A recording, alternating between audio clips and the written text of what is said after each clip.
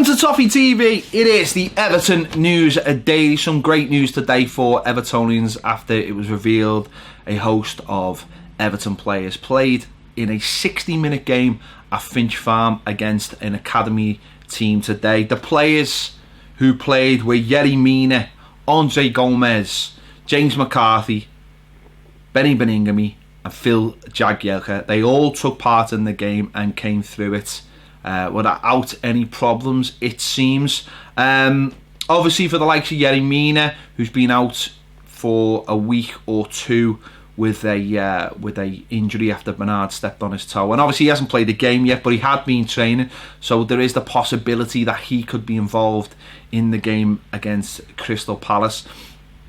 The likes of Andre Gomes and James McCarthy may need a little bit more time, maybe a little bit off it.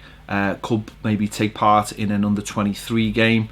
Phil Jagielka has been training and I think could be back for the Crystal Palace game. I think they could all be back one way or another, but it seems the likes of Mina might be slightly more ahead because he had been training until Bernard stepped on his toe. But it's absolutely fantastic news. Seamus Coleman did not play in this game, no. I don't know if he was given the day off because it's his 30th birthday. I doubt it.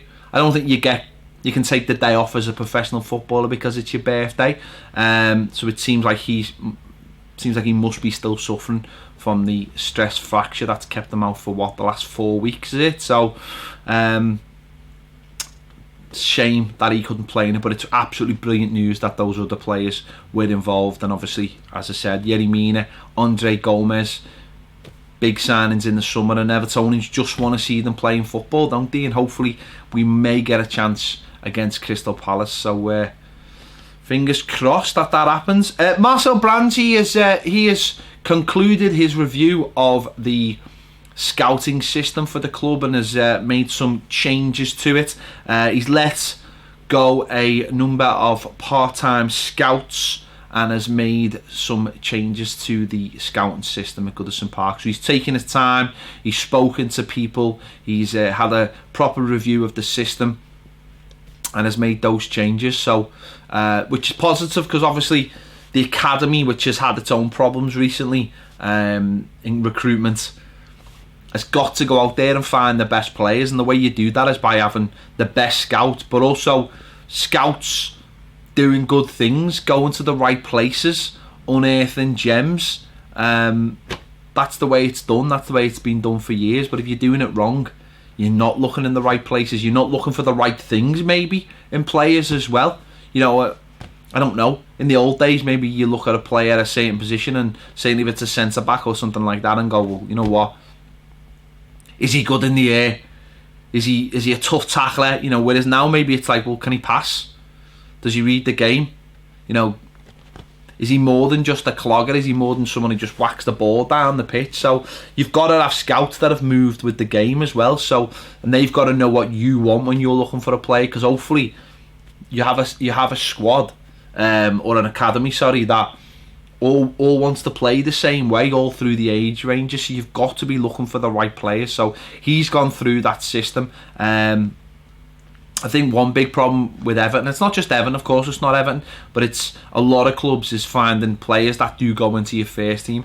I know certainly in the likes of Germany, it might be similar in Holland, is that they look to try and bring 2 players every year through to the first team, 2 players that go into the international team, and 2 players that will go and play somewhere else and maybe you can make money on them. And I think that was something that Jurgen Klopp spoke about when he came to Liverpool, as well as how wasteful the academy system was at Liverpool, whereas they were producing these players, and if they weren't getting into the first team, then they were leaving with no profit. So what was the point in producing all these players if you weren't going to get a benefit from them one way or another?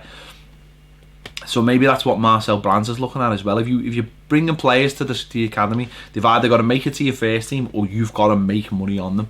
And maybe too many were being released and you weren't getting what you've put back, what you put into them back. So he has done that, and we'll wait and see if any more announcements are made on that. We've been linked with Brahimi again, the Porto player. His contract runs out next summer, and apparently he's turned down a contract at Porto. Apparently, according to a bowler, which is a really unfortunate name, isn't it, for a newspaper. We are prepared to wait for him until next summer to get him on a free transfer. Now, obviously, he could leave, or he could start speaking to teams. In January, international teams. So maybe Everton can speak to him and get something in place from January onwards. Or maybe, you never know, maybe they take the punt and try and bring him in January for a nominal fee. But we've been linked with him today. A sad story, finally. Because of the weather, because of the storm that apparently is coming in tomorrow, our zip wire challenge has been cancelled, which is really annoying because I just got myself psyched up for it. Apparently it's going to be rearranged for December, so if you've donated, thank you very much. Don't worry, your money will still go towards Everton community, and we will be doing the zip wire. It's just disappointing that it's not this week, but there's a storm brewing apparently, and we're going down a zip wire. And now a lot of you out there would love to see me go off that cliff on that wire in 60 miles an hour winds. Their insurance just doesn't cover me. It just doesn't. It's as simple as that. So that will be looked at in December. I can't wait to do it in December when it's freezing and it's dark and gloomy and horrible and all those things, but so be it. It was 25 degrees yesterday, and tomorrow there's going to be 60 mile an hour winds.